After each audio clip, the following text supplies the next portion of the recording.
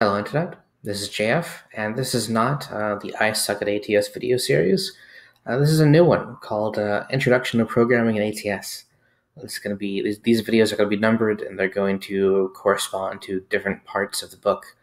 The four documentation links you'll find at ats.org. This is the one you'd start with. This is the one that basically teaches you the language. The others are useful, but they focus on specific topics, kind of like I've been doing, and the I Suck at ATS series. So what I'm going to do here is I'm just going to start at the top, and I'm going to go through it all the way to the bottom, and I'm going to try and demonstrate everything and try and actually understand everything. So you might ask, like, what's the point of this series? It's not so that I can read the book out loud. You probably don't even want to hear that. No, it's not so I can read the book out loud. Anybody can read the book.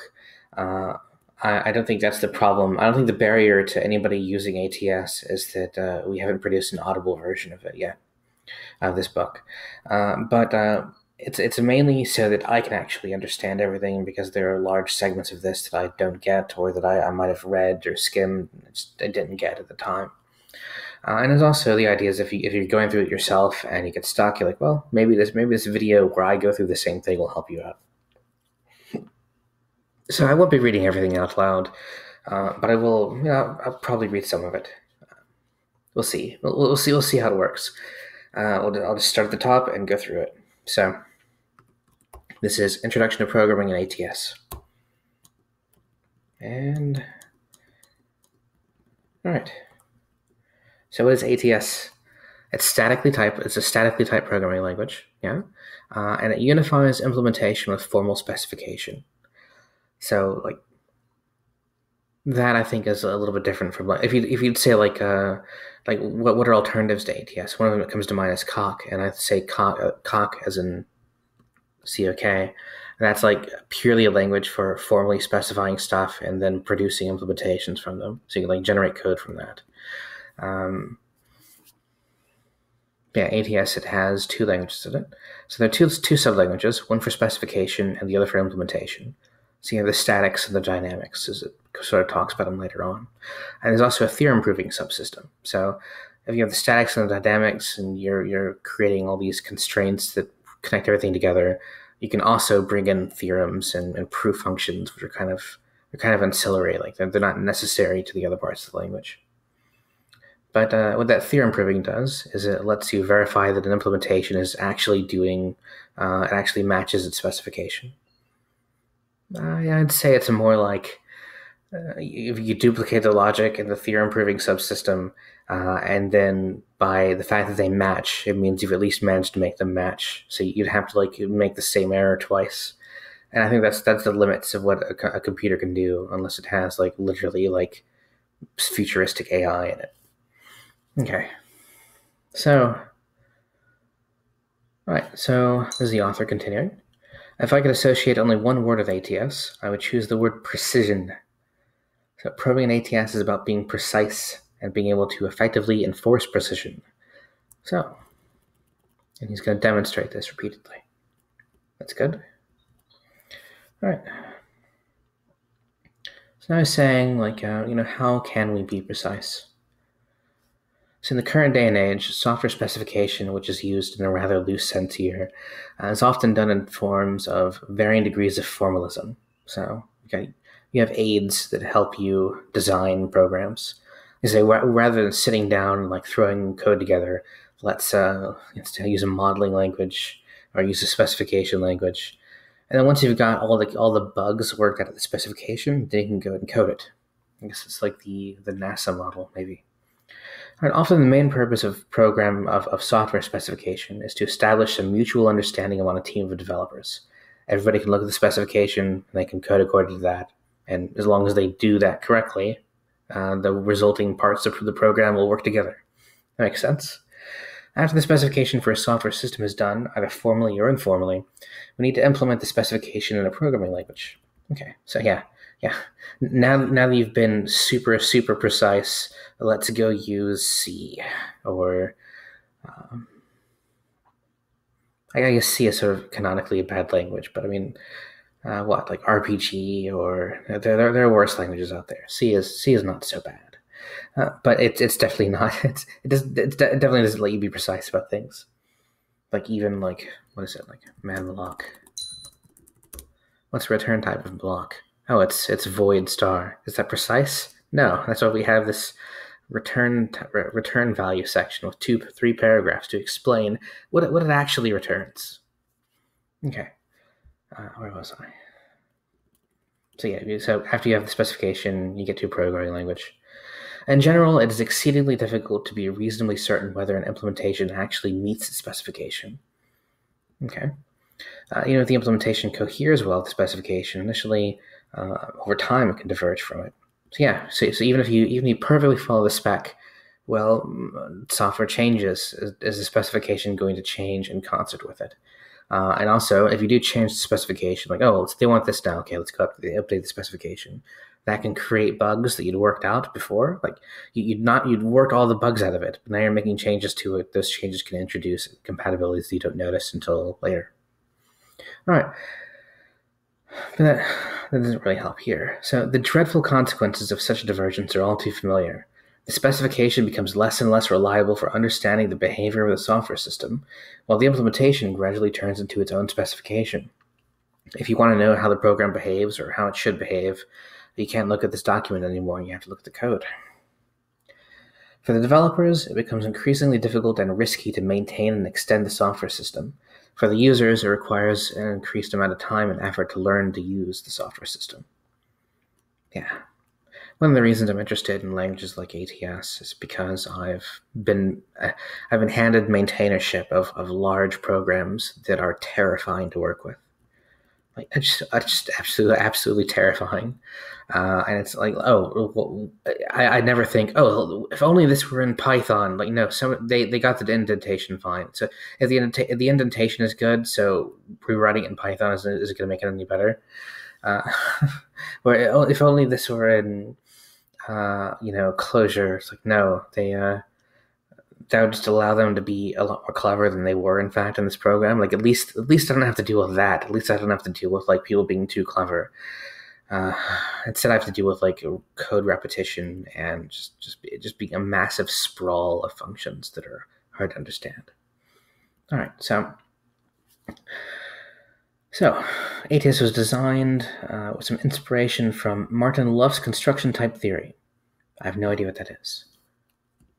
It's probably like in Wikipedia.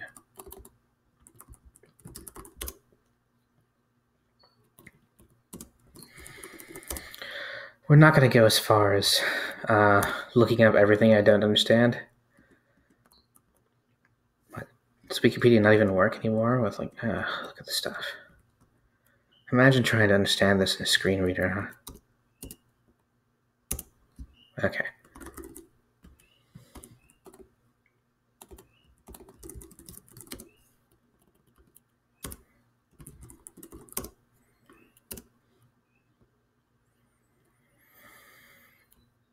Intuitionist type theory.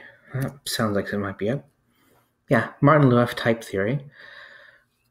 So it's an alternative foundation of mathematics. Swedish mathematician, philosopher from 1972. So in terms of programming languages, this is like yesterday. Like, GCs were created the day before yesterday, and many languages don't have them yet. That kind of stuff. Like something from 1972, it's like you'd be surprised if it were finally implemented in a language.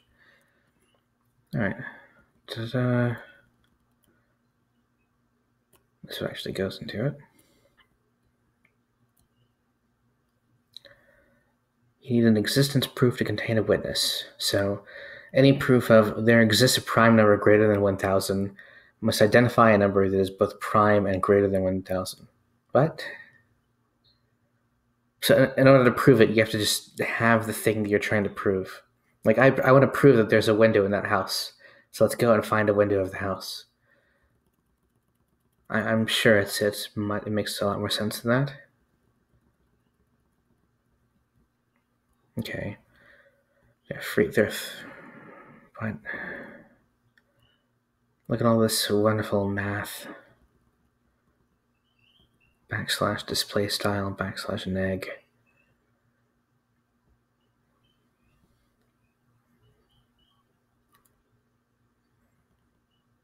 All right, I'm not getting anywhere with this, so I'm going to stop.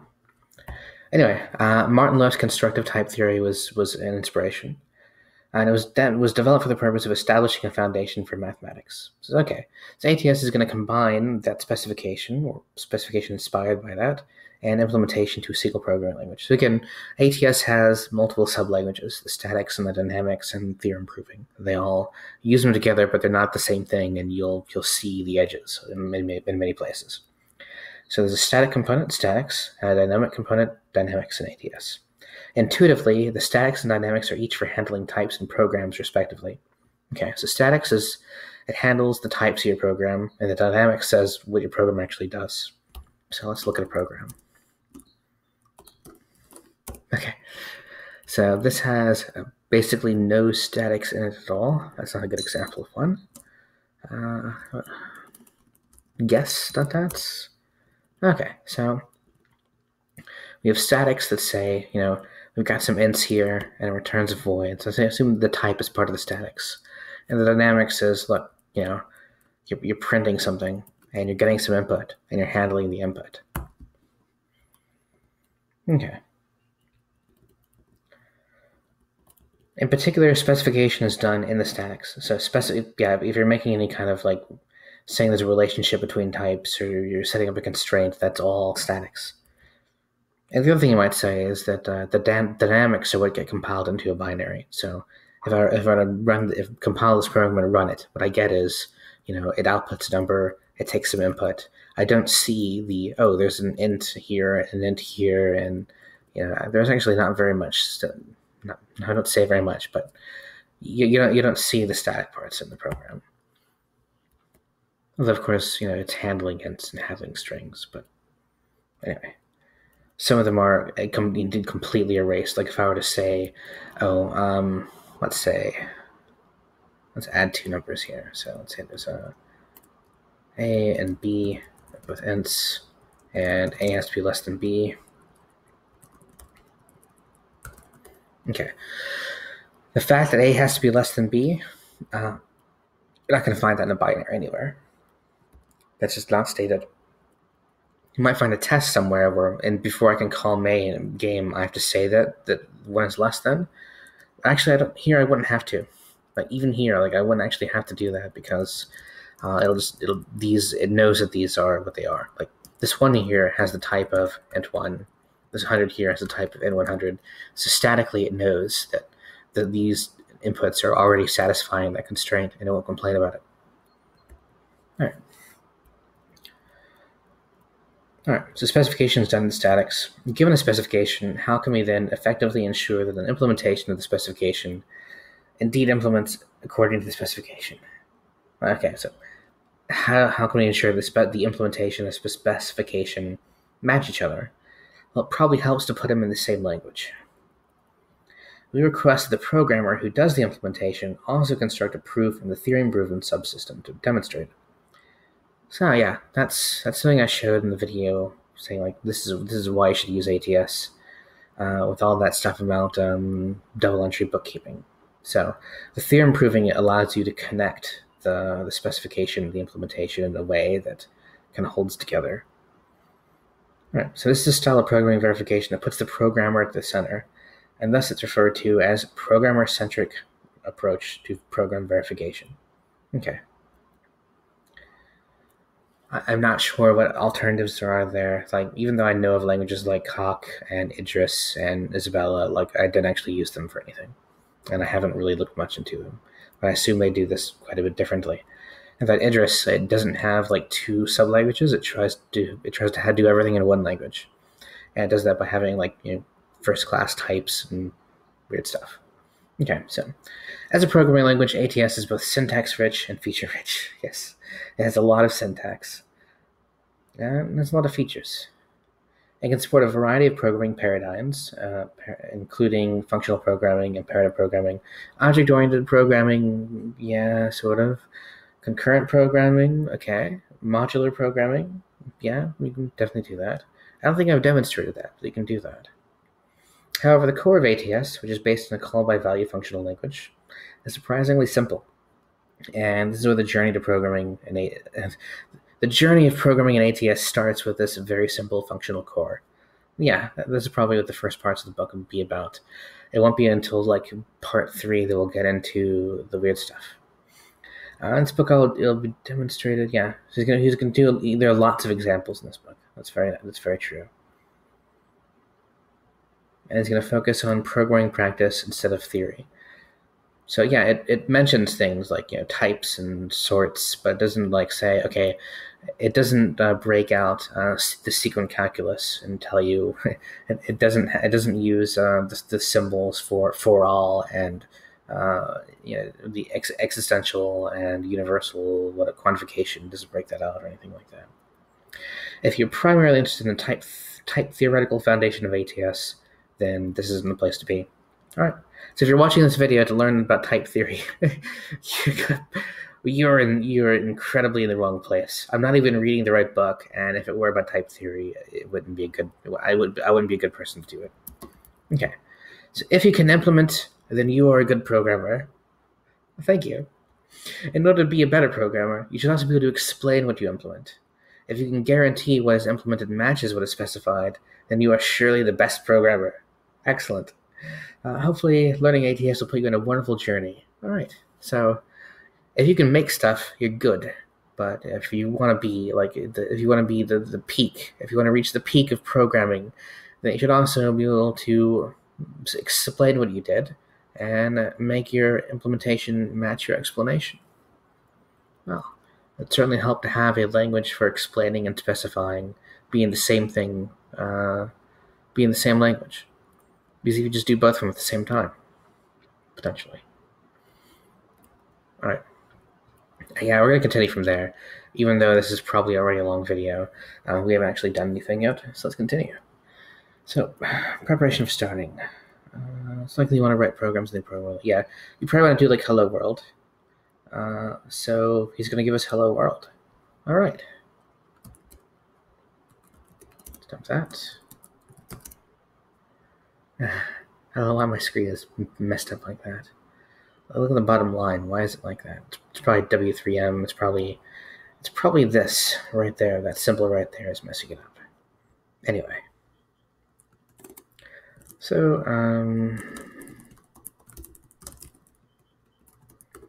it's interesting.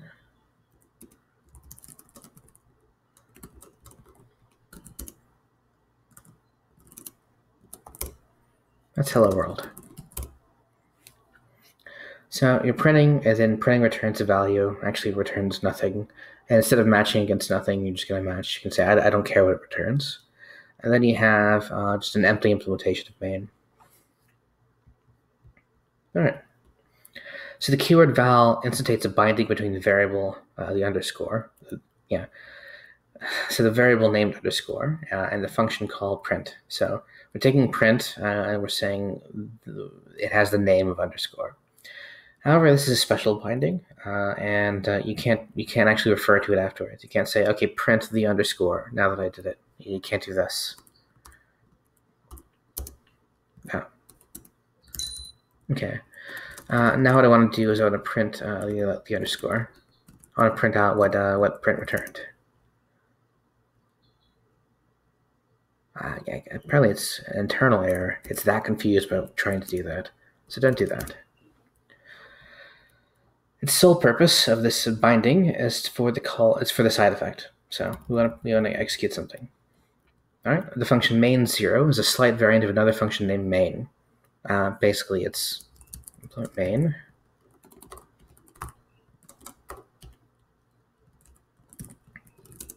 Yeah. That's the difference. If you do main0, then whatever you do, it'll return 0. If you do main, you actually need to return an int to the operating system. Okay. Which is of a certain special meaning in my ATS. Okay, a certain meaning. For a programmer who knows the C or Java programming language, I simply point out that the role of main is essentially the same as its counterpart. Okay. The keyword implement initiates the implementation of a function whose interface has already been declared elsewhere. So yeah, I don't have to say what kind of type main takes of arguments or what it returns, or indeed if I have argc and argv, I don't have to say what argc and argv are, because there's somewhere out there in the standard library, there's a definition for that already. That's why I'm implementing it instead of saying, fun main.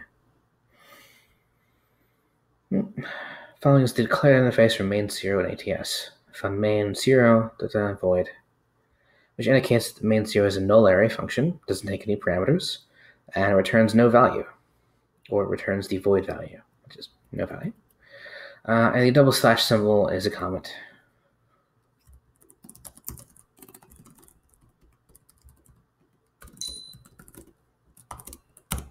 Yeah.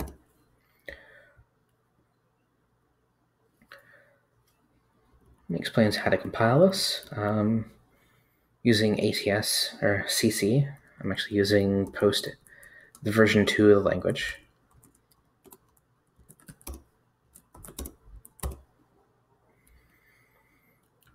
It's a convenience wrapper. So this post ATS C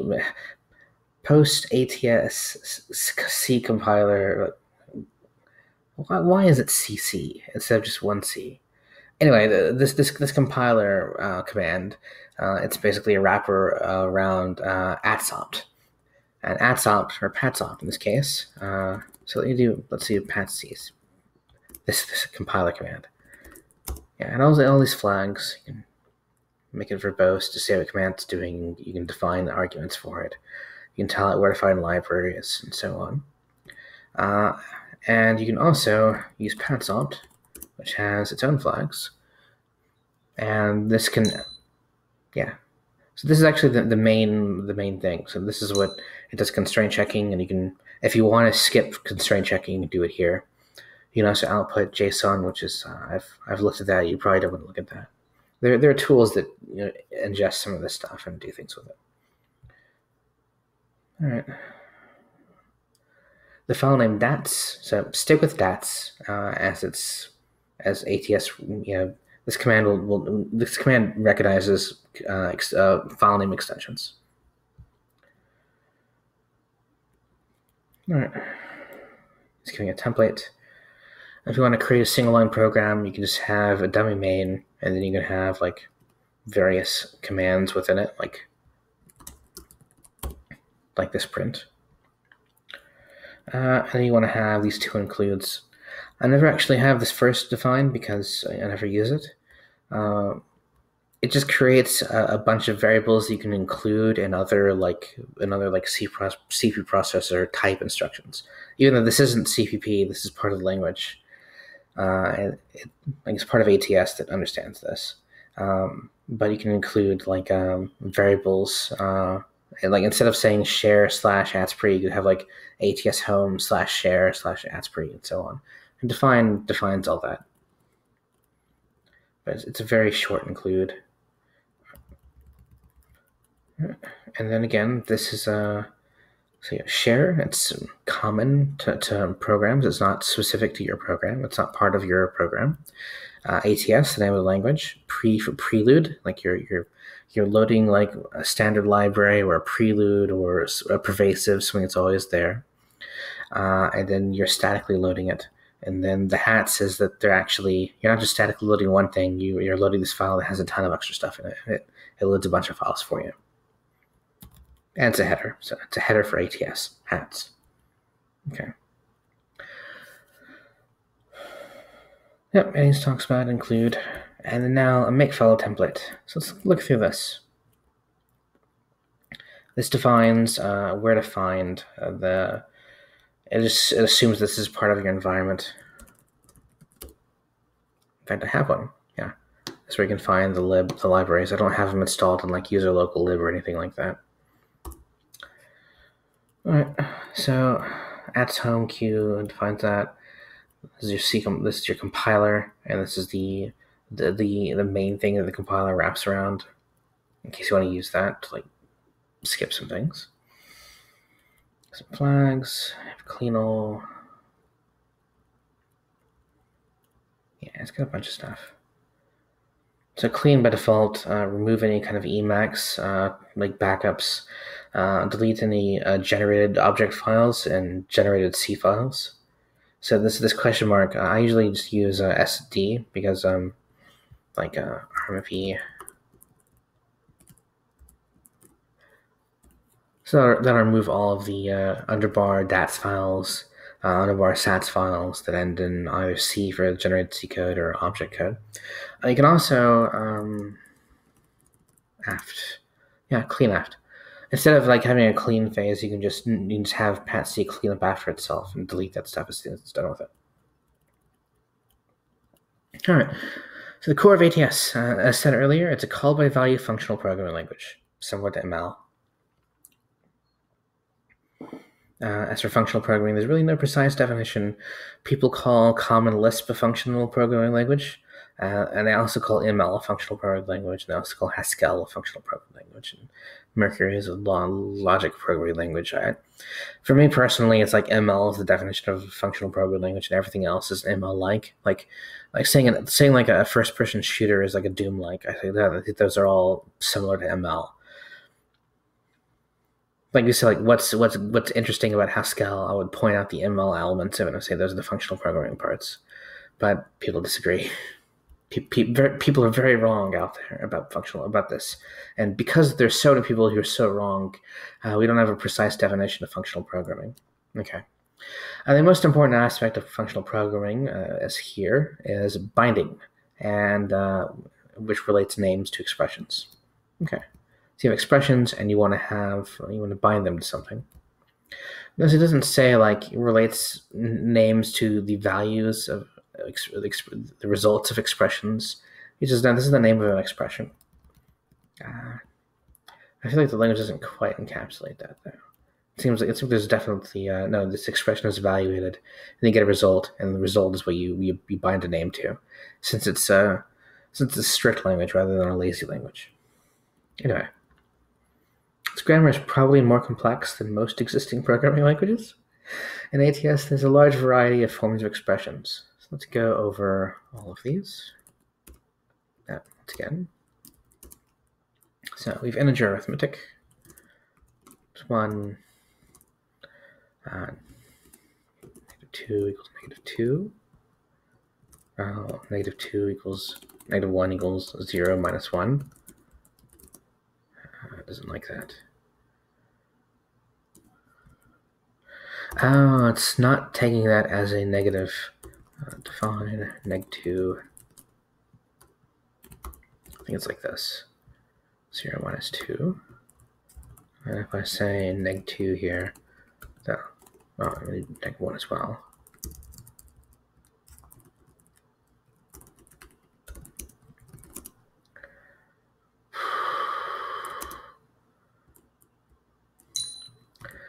I think this means this isn't the right syntax. Is it braces? I'm pretty sure there's like a... No, it doesn't like that. Or is it like this? There's some kind of syntax like that makes... Anyway, we were not going to get to that because I don't think it's actually in the book, but there's a way to make pattern matching on negative numbers work. And the way to do it is to not actually have like a negative number there. You can't have this because it looks like you're deconstructing a linear value. Like if I had a data type apple or data view type apple, fruits equals apple, pears. Say apple. There. So I'm creating a linear object and then I'm consuming it right here. And that's what it thinks that tilde is. Pattern match is non-exhaustive. Yeah. Make that a runtime error if somehow that apple turns into a pear. Okay, so we also have more mathematical expressions.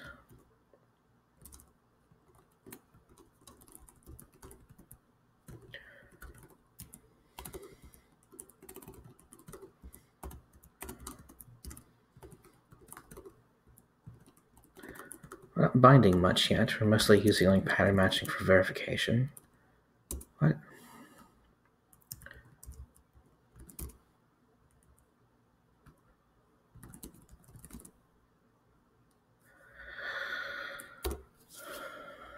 How could this possibly be broken? Okay, it's definitely this line that I'm breaking. That's broken. Okay, take that out. Look at like this huge, like just miles of error that come out, and it's like complaining about like a template. Like how is it? How there's not even a template there. All right, try this.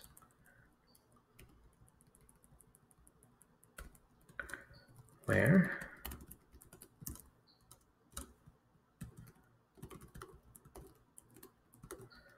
It says this is an arithmetic expression that it understands.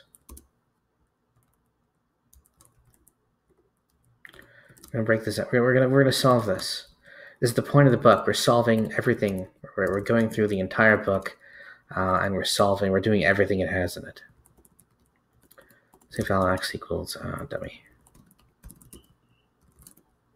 What? It doesn't like that? How could it possibly not like that?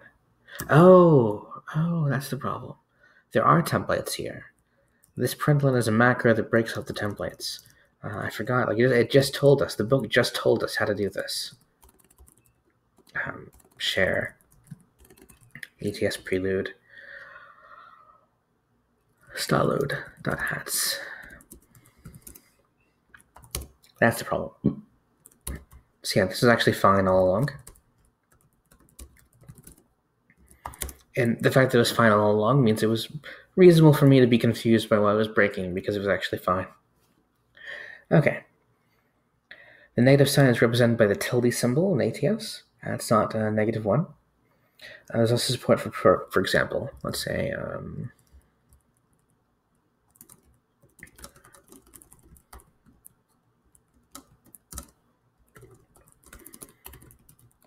see, now we're doing some bindings. We're binding x to the expression is -1, not using the tilde.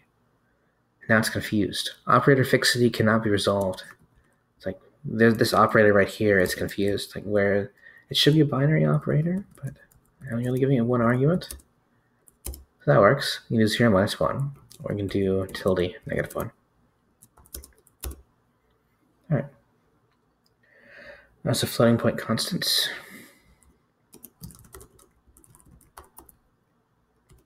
Let's do this. Let's make a whole list of prints.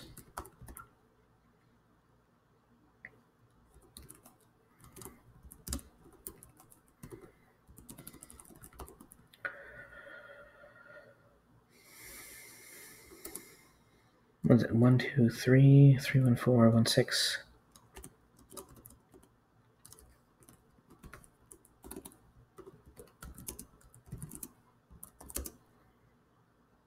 What? Oh, yeah. Okay. Decimals right here. Somehow I read this as like 3 point, because usually when you see this notation, you only have like one decimal. Okay. Let's make that right.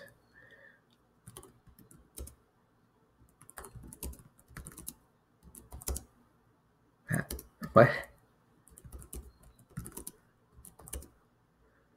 There we go. All right, note that 3 dot and da-da-da are the same as 3.0 and 3.146, respectively. So it's very important that 1 and 1.0 are 2 distinct numbers. There's another number, which is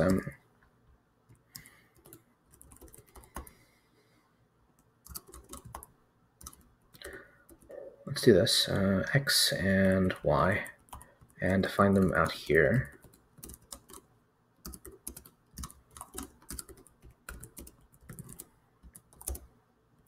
See, those look the same, but this is a float and this is a double. So by default, you have the higher precision floating point numbers, but you can have like a lower precision number here.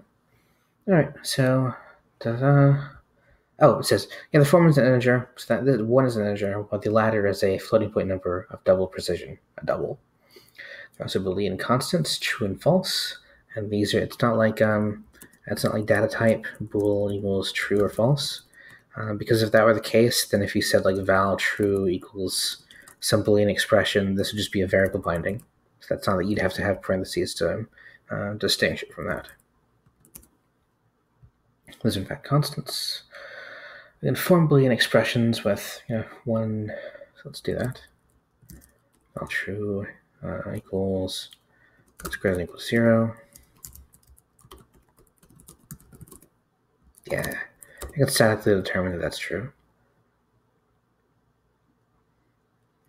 You can also use not. Not. So also and also and or else. Not.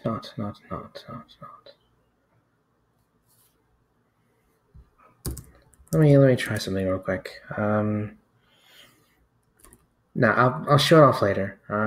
But I think that not is actually something like this is why I'm reading through this. Like I didn't realize that even though it'd be obvious. Of course, there's negation. There's Boolean negation. Like look here, true equals the negation of false. So yeah, there's negation. But I think that not is probably usable in in statics as well, and that means you can do things that you can't really do otherwise. Like I've had some cases where in statics, like A, like B, it would be confused. Like I can't actually do this, even though it can do A equals B. So I wonder if you can say not A equals B in order to get that. All right, so you can use and or instead of and also and or else. Also characters and strings. So yeah, single quotes. So characters have single quotes, and they're the usual stuff of like \n for new line. There's also non-usual stuff like like open brackets, like curved bracket, square bracket, curly bracket, any kind of opening bracket. You need to have a \, which is actually unusual. That's not what you need in most languages. That works, but if I were to say this equals that, it would be very confused. Yeah, it's a parsing error. Is this a character constant? I don't know because it looks like tuple definition, since it uses the single quotes elsewhere in the language. So you have to escape your opening brackets, but not your closed brackets. That's a string constants. So the same kind of there's a tab, you can use that in strings. Let's do here. All right, so given a function name, say foo, an expression, say exp, function application looks like foo with exp in parentheses. And also says you can drop it, which is something I haven't done in like any of the videos ever, but yeah, you can totally drop it. So let's say, let's say this, hello world, but you can also do this. This is a macro, so it might not be the same. Let's just make sure there's no problem by saying print string hello world. Like that, yeah. Yeah, so this is no problem. Print. So yeah, you can drop parentheses if you have a single argument. That's not the case if you have no arguments or if you have multiple arguments. If you have multiple arguments, you can also drop the parentheses, but I think it means something different in that case. That's where you have auto-currying and curried functions. And although ATS supports currying, you don't want to use it because it uses the GC each time. Or it allocates memory each time in order to create the intermediate functions, and it doesn't cache them or anything, and it creates them every single time, and also it uses memory. So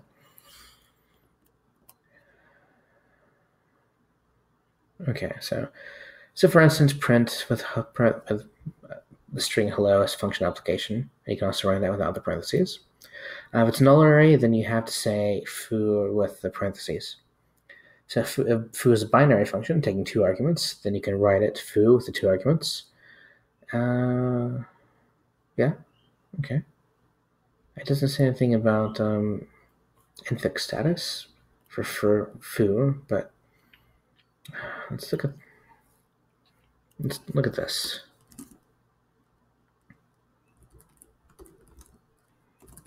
So I have a function that takes two strings and returns nothing.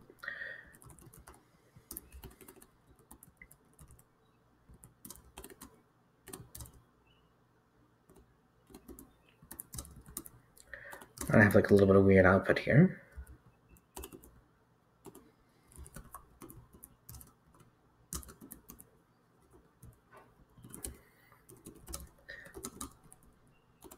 I call toStr with hello and world. Parsing error, line 41. Why did I? Okay, that's gotta be this case. A string there, I don't close the string, that's why. All right, so string A, hello, string B, world, as a toStr does.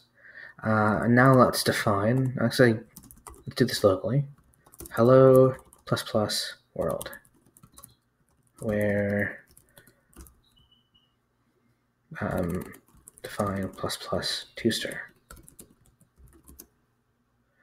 It doesn't like that. Line 43.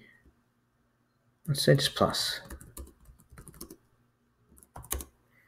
Okay, so yeah, I have a local define, which is again not the C preprocessor. It's a little bit different.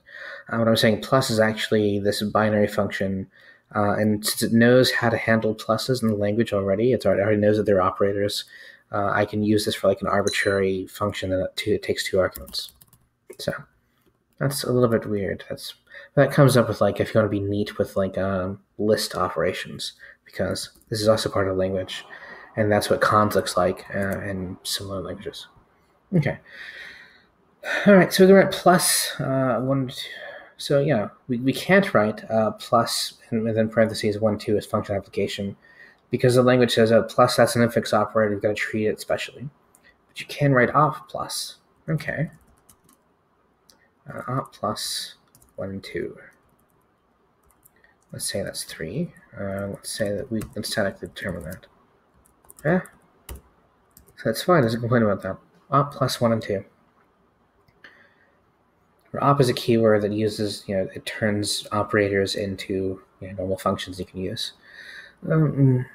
Yeah, I've actually run into this because I've tried like for high order functions, like, I want to take an operator. So okay, op, and then it takes an int and turns it into a string. But ATS sees this and gets confused. Like, what is this? Isn't this? Aren't you trying to do something with infix operators? Like, no, I'd forgotten that was a feature. Okay. And there's fixity, prefix, infix, and postfix later on. Values are essentially expressions of certain special forms which cannot be reduced or simplified further. So 1 is irreducibly 1. You could turn it into 0 plus 1, but that's not a reduction, is it? That's an expansion. For instance, constants such as 1 and -2 are values, but the integer expression 1 plus 2 is not a value. It's something that can be reduced to 3. So, yeah, val 3 is irreducible value. This is an expression. Evaluation refers to the computational process that turns expressions into values. However, not all expressions can be evaluated, like 1 minus 0 or an infinite loop. Actually, you can evaluate an infinite loop, it just takes forever. All right, so you'll gradually present more information on evaluation. Names and bindings. So he says giving names to things is really important.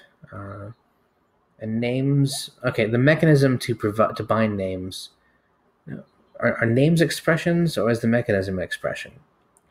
Anyway, it's important to give names to expressions. For instance, a declaration is introduced by the following syntax that declares the binding between the name x, which is also referred to as a variable, and 1 plus 2. So yeah. We did this right here. So val x equals this. Note that val is a keyword in ATS, and declaration is classified as a val declaration. The important thing to catch there is not that there's some weird name, is that there's a distinction, and what are you distinguishing between? You're distinguishing between val declarations and other kinds of declarations, such as var declarations. which will be shown later. So the expression 1 plus 2 is first evaluated to 3, and then, okay, so the thing I complained about earlier, like, hey, it seems like you're binding values to variables, not expressions, is what it's saying right here. So even though you have, like, really, you might have, like, I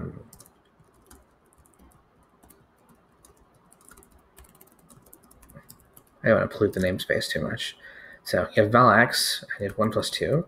Even though it says, oh, you're binding 1 plus 2 to x, what it's doing is it's evaluating 1 plus 2 and getting the value of that, which is 3, and then that becomes the value of the variable x. So this is basic. This is like, have you programmed in any programming language ever? Well, ATS does that. Good, because there are programming languages that do other stuff, and they're very weird. So essentially, call by value means that a binding between a name and expression needs to be finalized into one between a name and the value of the expression before you can use it subsequently. So I guess that's also true of lazy languages. Anyway, as another example, the following syntax declares 3 bindings. So val pi equals that, and a radius equals that. So there's 2 bindings, the radius and the pi binding. And then you have val area equals pi times radius times radius. Okay.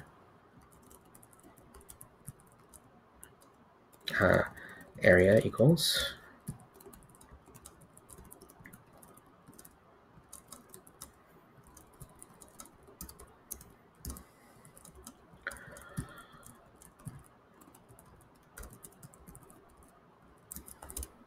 yeah, so area is 314 whatever unit of this is a radius.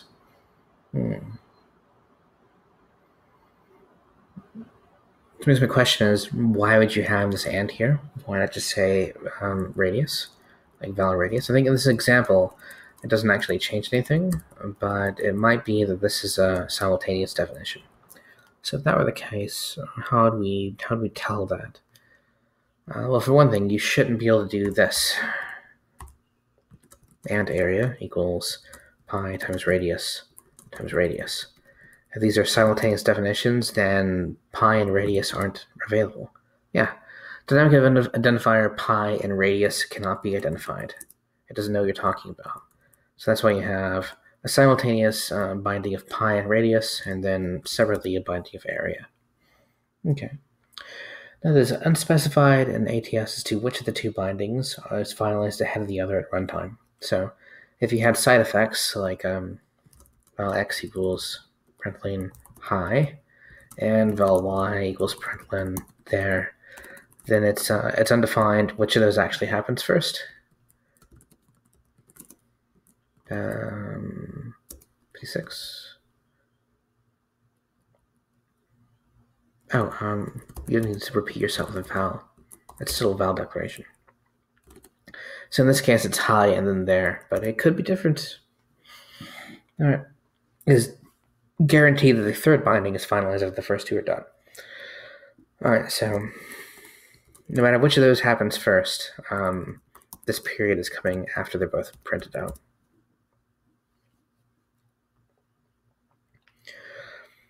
All right, so to see this issue from a different angle, we can try and type check the following code. Val x equals 0 and y equals x plus 1. The error message reported in this case indicates that the name dynamic identifier x is unbound.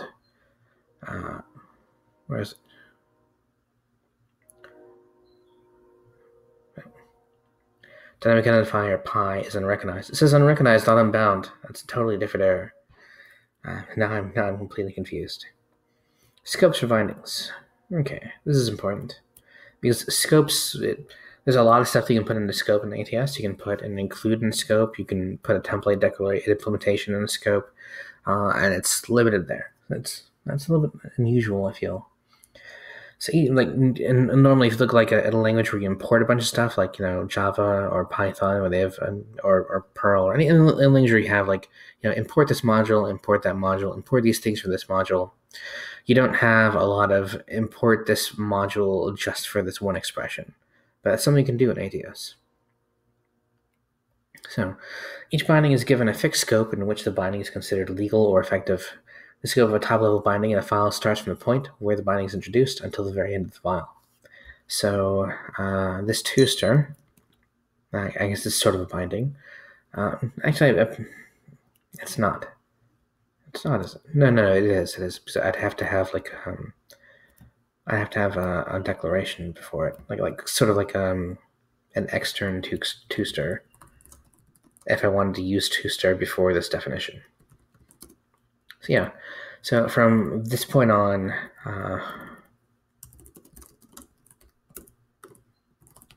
All right, from this point on, NR is available. Great. That's reasonable. That's how it usually goes. All right, the scope of a top-level binding in a file starts from the point where the binding is introduced until the very end of the file. That's not the case. That's actually not the case in a bunch of languages, like Perl, for example. Although I don't need to show Perl in the video about ATS. Let's continue. Okay, so these bindings in this example, they're effective until the keyword end. So val area equals, and I have a let, and then I have pi and radius, and okay, this is a little bit weirdly formatted, but what it's saying is area equals, I have a let, I have val pi equals 3.4, and radius equals 10, and pi times radius. So this is the expression that area is being bound to.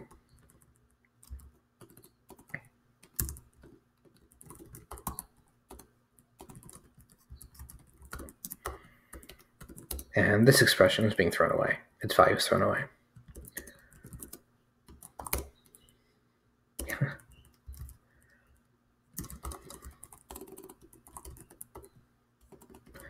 Let's remove the new line there.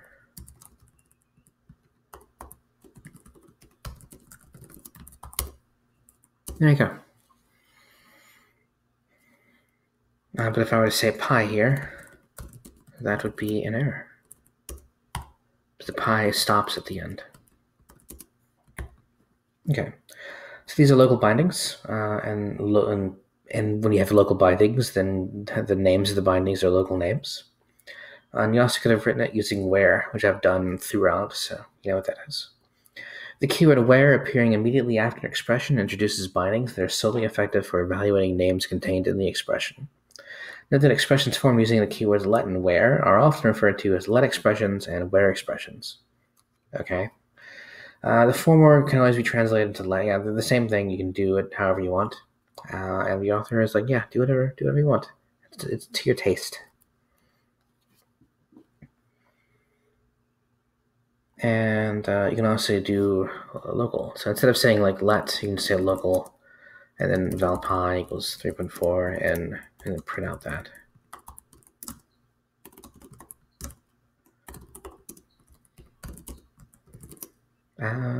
Keyword end is needed. Did I not do that right? There's probably still like a top level thing, so I probably still need to have that. Yeah. So the top level part of ATS is like it's kind of like where like if you have like this, like let's say in this space right here, you can have bindings, like you can have val expressions, you can have you have val declarations or var declarations, or perhaps include, maybe they're called include declarations. And you can also have like but you can't just say like print something. You can't just say, okay, I'm gonna have an expression right here. You need to have if you're gonna have an expression, you have to bind it to something. So you need to have bindings or declarations in this space. The same thing with like probably local space. Same thing with this let area. And the top level is very similar to that. Because you can't just have a function call at the top level. You got to bind it to something.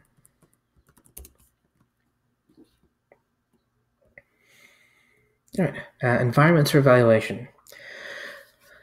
All right, so evaluation again, that's how we turn expressions into values. And when you turn expressions into values, you need to know what the values of things are. So I have an expression here, pi times radius. Well, the environment of that is these bindings. Without those bindings, you can't make sense of this. So, right. So this collection of bindings, which is definite mapping, is referred to as an environment for evaluation. So the environment for evaluation of this is this. In fact, this is all you need, so that would be the entire environment for it. Oh, that plus, what the hell does this mean? For instance, suppose we want to evaluate the following expression.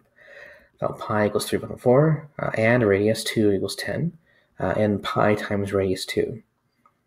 So you have to have an empty environment, and then pi gets added to it, and then radius 2 gets added to it, and then you evaluate this, and that gives you the value of the let declaration. So this whole let has a value as well, which is the last part there. Let me explain that. All right, I think I'm going to stop here, and then in video number 2, we'll continue with the static semantics of ATS.